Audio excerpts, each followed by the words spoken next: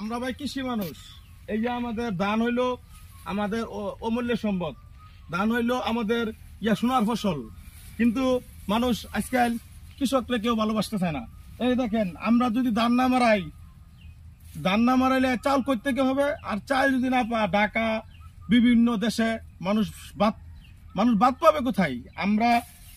আমরা এই রইতে পুরে বৃষ্টিতে ভিজে সোনার ফসল মারাই তুইছি।